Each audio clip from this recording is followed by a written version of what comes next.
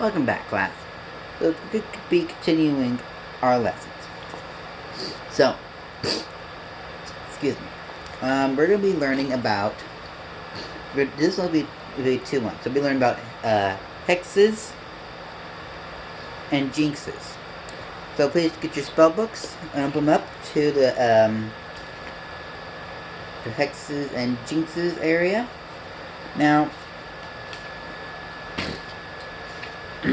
hexes are mainly what is called known as a type of something to a curse, but a hex basically means lingering. So it kind of lingers around. So, for example, for a hex, you look at page 102, An T O Kile, a Shia. Antikala Shia. So Anti-O Kilai Shia is a type of hex. Hex means it ends as a target. So it can do various things. This one it does is to target hairs become antlers. So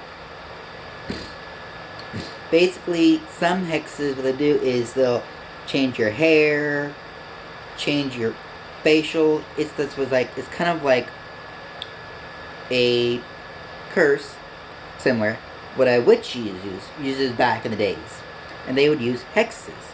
So they would put a hex on you, and basically that would stay with you for a long time, and it would become like maybe a certain time of day would come. So, in Spanish, the anti means buckskin, and oculus is Latin for eyes. So, another type is jinx. A jinx is a type of trick. It means that you've been tricked. So, jinx means tricked. So, if you look, the next one says anti-deception jinx. That prevent witches or wizards from departing from a set area. Now, another type of jinx and hex is like the bat bogey, which turns the target's bogeys into bats by their noses. So, there are similar ones that, do certain things. And there are other types of jinxes which the spell works by exploding upon the casters, and can target range as the cascading curse, can target multiple enemies. So hexes and curses and jinxes are very similar. They tie together. Now remember, jinx is what is known as a trick. It's to make, you do something and place. Eat slugs, that's a jinx. Turns one hair into a color, that's a jinx. Making people babble random stuff, that is known as a hex. So if you make them the babbling. So the babbling is a curse, you make them do that. This is a hex, which is bedazzling hex. So there are many various hexes. Now, Brachyamendo is known, type is unknown, but Brachyamendo is to bind one opponent with ropes. Now, in Latin, brachium means arm, and in English, bindo means to bind. Now, as many of you have noticed that one professor has used this, and it is not meant to put on a person, is Professor Gilderoy Lockhart. He used brachiamendo. which he was not sure. You don't ever use this on witchers or wizards. If it does, it will not heal your arm at all. It does not mend. Only to bind one opponent with ropes. So it binds and put ropes around opponents. So never use this on someone.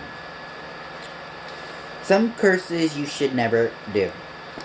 So, also in this lesson, I'll be teaching you 3 things.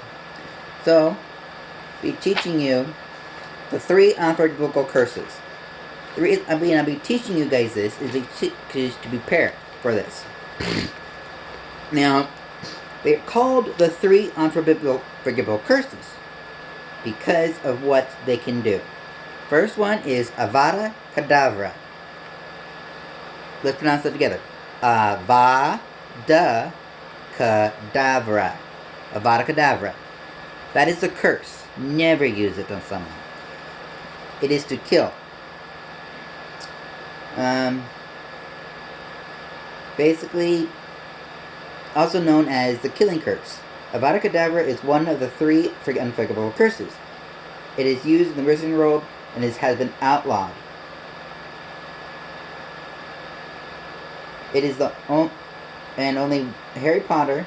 No one can survive it, but Harry Potter is the only known person to survive a direct hit from the curse, and did so twice. So he survived it twice. It's impossible.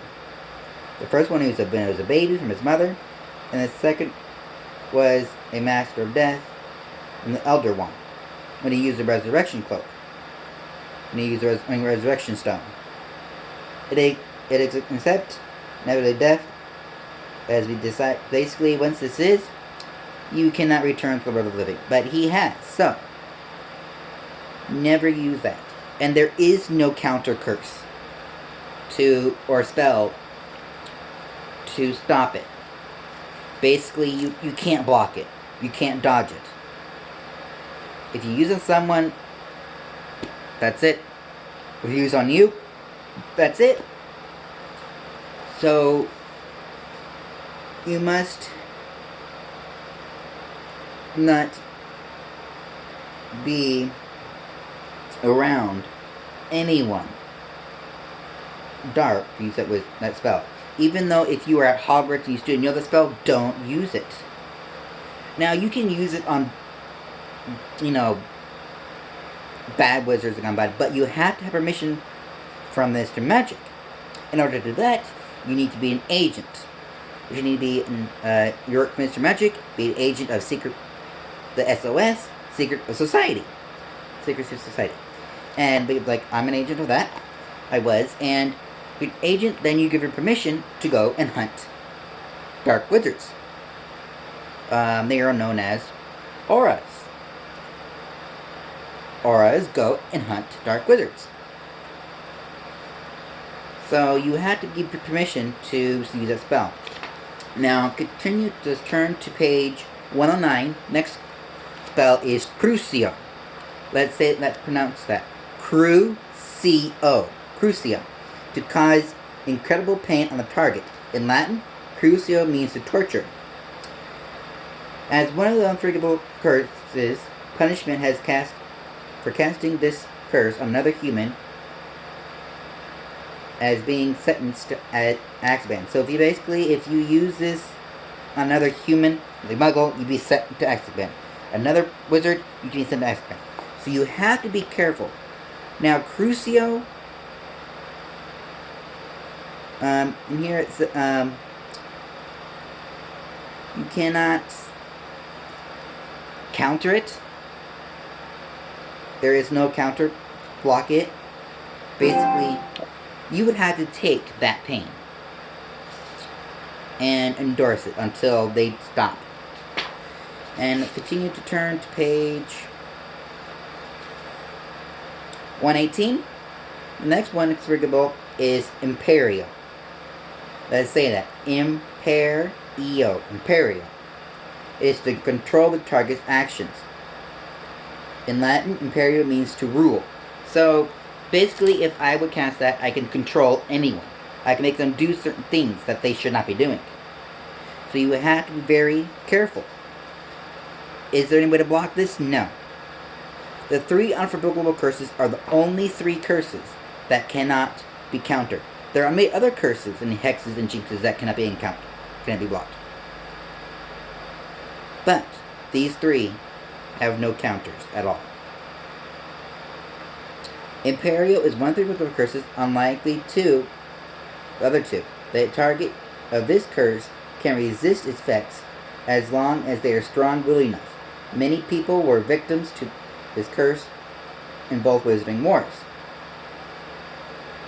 Basically, it puts victims in a calm, trance-like state. So, be careful with that, okay? Now, never use these at all. You need to learn these because in case something happens, you need to know what to do.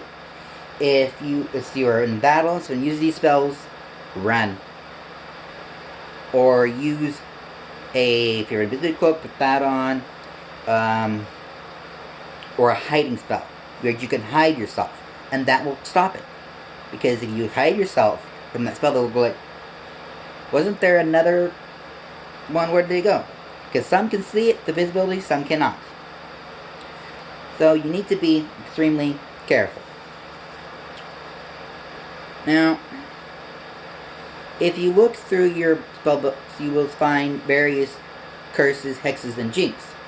Now, for your homework, I would like you to go through that chapter 3 and look at the hexes, curses, and jinx. In your homework, I want you to list each category. List 2 curses you do not want to use, and you would not want to use on you. So you can use 4 curses. So 2 you would not want to use, and 2 you do not be used on you. Same with hexes. 2 hexes you do not want to use, and 2 hexes you would not want to use on you. And same as jinx. 2 jinx you do not want to use, and it does on you. So that will be your homework. And also I want you to study the meanings of curse, hexes, and jinxes. And I'll see you in our next class. Alright? Class dismissed.